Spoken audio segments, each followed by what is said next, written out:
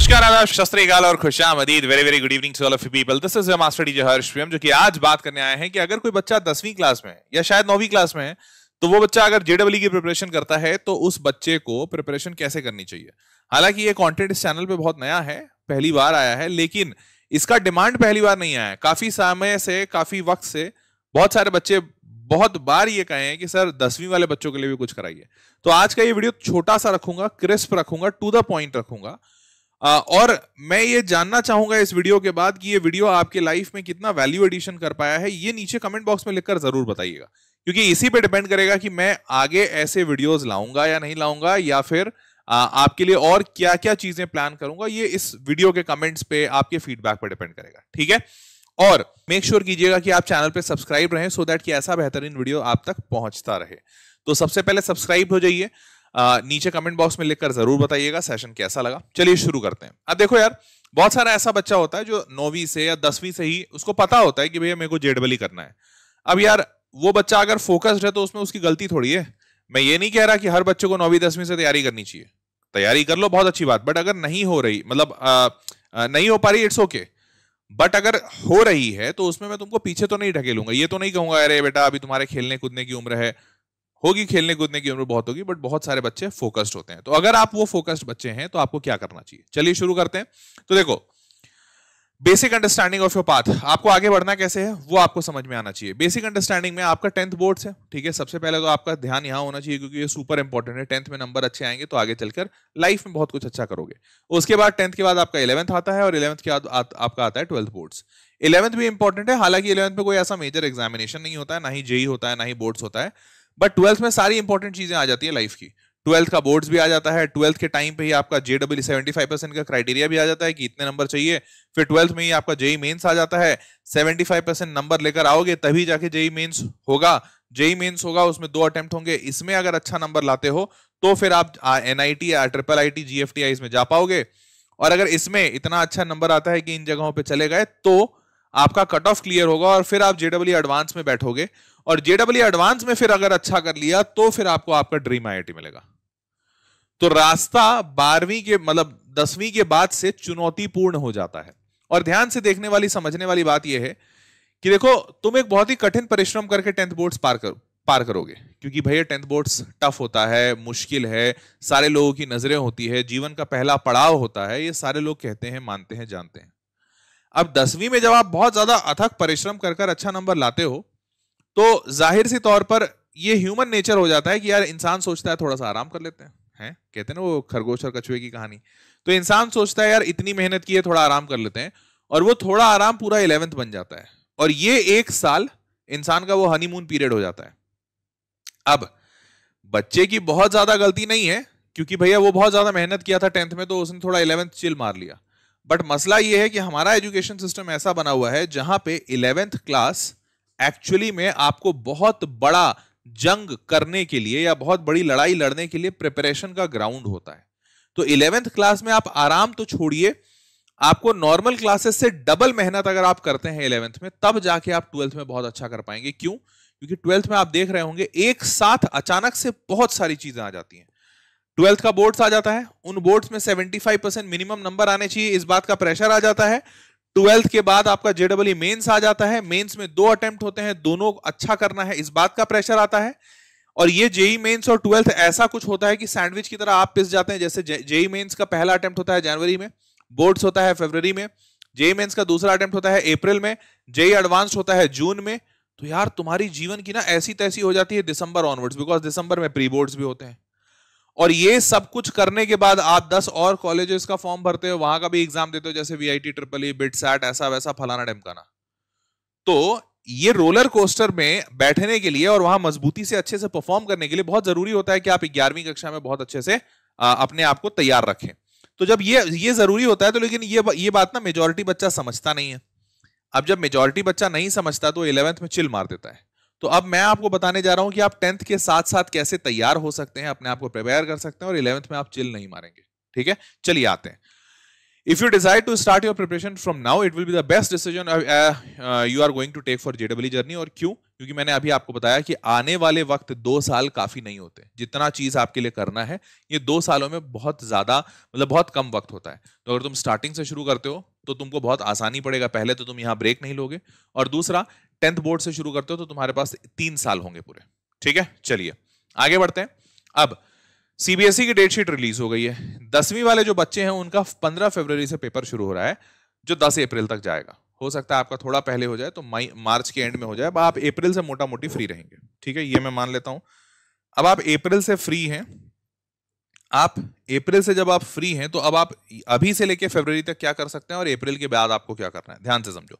तो अभी से लेके फरवरी तक की अगर बात करें तो 5 महीने बनते हैं, सितंबर, अक्टूबर, नवंबर, दिसंबर और जनवरी, ये टोटल 5 महीने। फरवरी को मैं काउंट ही नहीं कर रहा हूं, वहां का 15 दिन आपको मिला है, मैं मानता हूं मॉक टेस्ट दे दोगे। 5 महीने तुम्हारे पास बचे हैं। इस 5 महीने में टू थर्ड महीनों को यूज करते हैं प्री फाउंडेशन फॉर जेडब्ल्यू। 2/3 महीनों का मतलब सितंबर, अक्टूबर, नवंबर। दिसंबर में आपके प्री बोर्ड्स होंगे, तो दिसंबर में आप पूरी तरह से प्री बोर्ड्स के लिए लग जाइएगा, बिकॉज आप स्कूल एग्जामिनेशन भी आपको अच्छा करना है। सितंबर, अक्टूबर, नवंबर आप अपने जेडब्ल्यू के प्रिपरेशन को थोड़ा स्ट्रॉन्ग कर सकते हो। अब कैसे करना है वो जेडब्ल्यू का प्रिपरेशन स्ट्रॉन्ग, देखो। But one thing you need to understand first is what you study in class 9th and 10th from the basis of what you learn in details in class 11th and 12th। ये ध्यान रखिएगा, आप 9वीं और 10वीं में जो पढ़ते हैं 11वीं 12वीं में बस उसी का एक्सटेंडेड फॉर्मेट होता है। मैं तुमको एग्जाम्पल के साथ अभी बता दूंगा कि 9वीं 10वीं में जो पढ़ा बस उसी को थोड़ा और डिटेल में पढ़ लोगे तो 11वीं 12वीं हो जाएगा। ठीक है, एग्जाम्पल के तौर पर let's have a chapter wise analysis. Mathematics में अगर ध्यान दिया जाए, 10th में प्रोबेबिलिटी पढ़ते हो, ये 12th में भी है। स्टैटिस्टिक्स पढ़ते हो 9, 10th दोनों जगह, ये 11, 12th दोनों जगह है। ट्रिग्नोमेट्री पढ़ते हो 10th में पढ़ते हो ट्रिग्नोमेट्री, 11, 12 दोनों में ट्रिग्नोमेट्री पढ़ना है, बस जो तुम ट्रिग्नोमेट्री पढ़े हो उसी का एक्सटेंडेड वर्जन। क्वाड्रेटिक इक्वेशन तुम पढ़ते हो 10th में, यही क्वाड्रेटिक इक्वेशन तुमको 11th में एज इट इज छप के आ जाता है और उस पर थोड़ा सा एडिशन हो जाता है, जहां पे तुमने डिस्क्रिमिनेंट याद करो। क्वाड्रेटिक इक्वेशन में 3 सिचुएशन पढ़ा था, D greater than 0, D equal to 0 and D less than 0। तो जो डी लेस देन 0 था उसमें नो रियल रूट्स पढ़ते थे, उसी नो रियल रूट्स पे पूरा एक चैप्टर बना हुआ है क्लास 11th में। समझ पा रहे हो, जिसको quadratic equations and complex numbers कहते हैं। तो quadratic equations and complex number में क्वाड्रेटिक इक्वेशन 10th वाला एज इट इज सेम है, कॉम्प्लेक्स नंबर का मतलब वही डी लेस देन 0। तो अब ये सेम चीजें आप जो पढ़ रहे हैं ना 10th में, यही आगे चल के एक्सटेंडेड हो जाएंगी। जैसे अर्थमेटिक प्रोग्रेशन, ये 11th में सेम चैप्टर आ जाता है, यहां पे अर्थमेटिक प्रोग्रेशन है, वहां पे अर्थमेटिक प्रोग्रेशन, ज्योमेट्रिक प्रोग्रेशन दोनों आ जाता है, तो उसको हम सीक्वेंस एंड सीरीज कहते हैं। फिर कोऑर्डिनेट ज्योमेट्री, ये आगे चल के आपका स्ट्रेट लाइन बन जाता है 11th में। तो आपके 10th के ऐसे बहुत सारे चैप्टर्स हैं जो अगर आप पढ़ रहे हो तो थोड़ा अच्छे से डिटेल से पढ़ो, और इसी वक्त 11th का इसका कॉरेस्पॉन्डिंग चैप्टर अगर तुम पढ़ लोगे तो तुमको ये महसूस होगा, पहला तो 10th बहुत आसान लगेगा, और दूसरा जब तुम 11th में आओगे तो तुमको ये महसूस नहीं होगा अरे ये क्या हो गया, ये तो अचानक से इतना टफ हो गया। तुमको लगेगा अरे हाँ ये तो 10th में ही पढ़ा था, ये तो एकदम देखा हुआ एकदम एकदम अपने भाई जैसा है, ऐसा फीलिंग आएगा। समझ पा रहे हो सारे लोग? चलिए, अब सिमिलरली फिजिक्स की अगर बात करें तो 9th क्लास में आपके पास motion, force, laws of motion, work energy, power, gravitation, sound, और ये सारे चैप्टर्स 9th में जो है वो 11th में भी है, सेम एज इट इज, बस डिटेल बढ़ गया है। ठीक है, सिमिलरली क्लास 10th के chapters electricity, magnetic effect of electric current, ये दोनों जो चैप्टर्स हैं 12वीं में एज इट इज छप के आते हैं, और इसके अलावा भी जैसे मैग्नेटिक इफेक्ट्स है ना, इसमें पूरा डिटेल पढ़ना है। तो 9th और 10th के बहुत सारे चैप्टर्स हैं जो कि 11वीं 12वीं में है। तो अब आपको करना क्या है, बहुत सिंपल सा काम करना है, जो 9वीं 10वीं का चैप्टर आपका फिजिक्स, केमिस्ट्री, मैथ्स में है, उन सेम चैप्टर्स को आप उठाइए, उन चैप्टर्स को इतने डिटेल में पढ़िए कि 10वीं तो आपका सुपर स्ट्रांग हो जाए, बट 10वीं के साथ साथ आप 11th के कॉन्सेप्ट्स को भी टच कर दें। जैसे मैंने आपको मैथमेटिक्स में बताया क्वाड्रेटिक इक्वेशन, तो डी लेस देन 0 पे क्या होता है, क्या होता है कॉम्प्लेक्स नंबर, ये समझने के लिए आप एनसीईआरटी की सिंपल से बुक ले लीजिए, मैथमेटिक्स का कॉम्प्लेक्स नंबर देख लीजिए, आपको खुद ब खुद समझ में आ जाएगा। कोऑर्डिनेट ज्योमेट्री जब पढ़ रहे हो तो उसमें ये पढ़ो कि स्ट्रेट लाइंस पे और क्या क्या होता है, उसके लिए 11th का एनसीईआरटी वही वाला बुक ले लो, उसमें स्ट्रेट लाइंस देख लो, समझ में आ जाएगा। तो अभी से तुम कर क्या सकते हो कि तुम 11th के उन चैप्टर्स पे ध्यान दे सकते हो जो कि पूरी तरह से नए नहीं है। तो इससे होगा क्या कि तुमको किसी टीचर की आवश्यकता नहीं पड़ेगी और तुम खुद से पढ़ लोगे। ठीक, चलिए आगे बढ़ते हैं। केमिस्ट्री में भी आपको बता दे रहा हूं, 10th में chemical reactions and equations, concepts of balancing a chemical equation which is required through out the class 11th and 12th, इसकी बहुत जरूरत पड़ेगी। क्लास 10th में periodic classification of elements and periodic table is discussed detail in with extra concepts in class 12 chapters.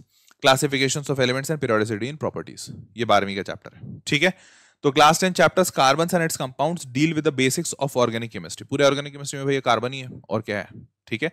तो ये 9 10th का बहुत इस्तेमाल होगा। अब और आगे बढ़ते हैं।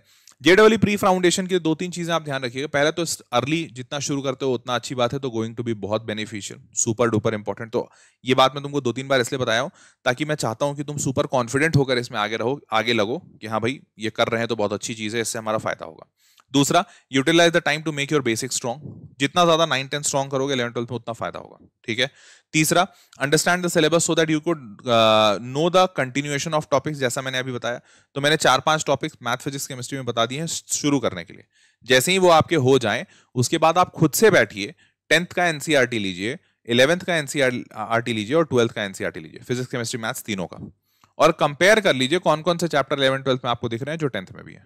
खुद से समझ में आ जाएगा कि हाँ यार ये तो बहुत यूजफुल है, ठीक है। तो 9 10th 11 12 बहुत तरीके से लिंकेज है, और जो लिंक्ड टॉपिक्स पढ़ोगे ना तो तुमको ऐसा नहीं लगेगा कुछ नया है, तुमको लगेगा ये तो सेम ही है, समझ रहे हो। और आगे, start watching the videos, choose your teachers. अभी ये सही टाइम है तुमको अपने टीचर चुनने का। क्यों?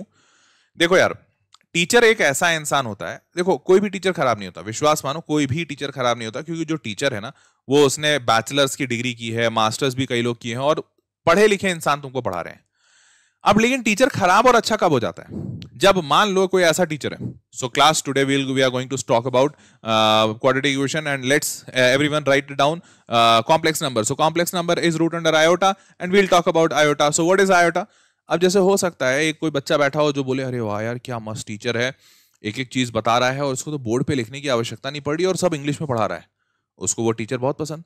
और दूसरा बोलेगा अभी कितना अंग्रेजी बोलता है बे, सर कुछ हिंदी में बोल दीजिए, मतलब आप अब यहाँ उत्तर प्रदेश में हमको नहीं समझ में आ रहा कि अब आप क्या बोल रहे हैं।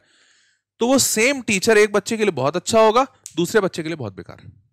तो टीचर बहुत ही पर्सनल चॉइस होता है। जैसे परफ्यूम होता है ना, हो सकता है एक परफ्यूम का स्मेल आपको बहुत पसंद आ रहा हो, दूसरे को ना आए। Same goes with the teacher. तो आप अपना परफ्यूम चूज करते हैं कि भैया मेरे को ये पसंद है, मैं ये लगाऊंगा, है। जरूरी थोड़ी कि एक्स तुमको पसंद आ रहा है तो दूसरे को भी एक्स पसंद आए। हो सकता है किसी को यार्डले पसंद आ रहा हो सकता है किसी को कोई दूसरा ऐसा परफ्यूम सेटवेट पसंद आ रहा हो, इजंट इट? तो सिमिलरली आप अपने टीचर को पहले खोजिए, देखिए यूट्यूब पे, अच्छा ये टीचर ऐसे पढ़ाते हैं, अच्छा ये टीचर ऐसे पढ़ाते हैं, अच्छा ये वाला स्टाइल मेरे को पसंद आया। ऑफलाइन में भी खोज सकते हो, ऑनलाइन में भी खोज सकते हो, और जो टीचर मिल गया ना, अब उस पर चिपक जाओ और उसी से 11 12 पूरा पढ़ डालो, ठीक है। क्योंकि अगर अच्छा टीचर मिल गया, कोई ऐसा टीचर जो तुमको समझा सकता है, जिससे तुम समझ सकते हो, बेटा उससे तुमको एक एक चीज समझ में आ जाएगी और तुम्हारी लाइफ मस्त हो जाएगी, ठीक है। चलिए आगे बढ़ते हैं। एनसीईआरटी क्लास 10, देखो 10वीं में एनसीईआरटी तो अनडाउटेडली इंपॉर्टेंट है और उससे लगा 11वीं 12वीं पढ़ लो।